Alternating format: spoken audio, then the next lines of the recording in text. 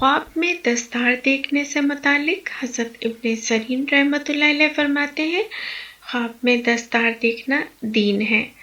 اگر کوئی شخص دیکھے کہ اس کی پگڑی سفید ہے یا سوتی ہے تو اس بات کی تعبیر ہے کہ اس کے دین کی اصلاح ہوگی۔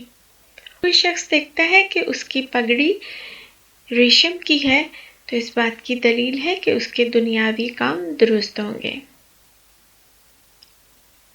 اور اگر کوئی شخص دیکھتا ہے کہ اس کی دستار دوسری دستار میں پیوست ہو گئی ہے تو اس بات کی تعبیر ہے کہ اس شخص کی بزرگی میں اور مرتبے میں اضافہ ہوگا۔ اور اگر کوئی شخص دیکھتا ہے کہ اس کی دستار ضائع ہو گئی ہے تو اس بات کی دلیل ہے کہ اس کی عزت میں کمی ہوگی۔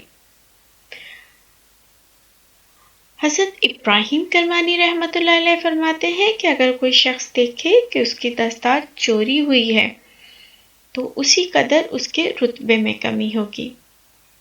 اور اگر کوئی شخص دیکھتا ہے کہ نقش دار پگڑی پہنی ہوئی ہے تو اس بات کی تعبیر ہے کہ وہ سفر میں لوگوں کے درمیان مشہور ہوگا۔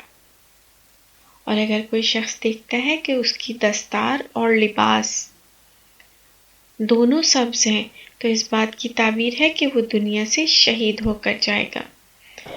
حضرت جابر مغربی رحمۃ اللہ علیہ فرماتے ہیں کہ جس قدر دستار بڑی ہوگی اس قدر ہی اس شخص کی عزت میں اضافے کی تعبیر ہے۔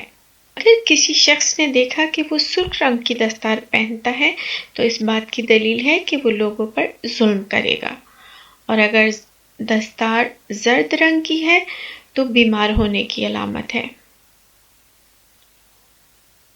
اور اگر کوئی شخص دیکھتا ہے کہ اس نے لمبی سی دستار سر پر لپیٹی ہوئی ہے تو اس بات کی تعبیر ہے کہ وہ جلد اپنے سفر سے واپس آئے گا۔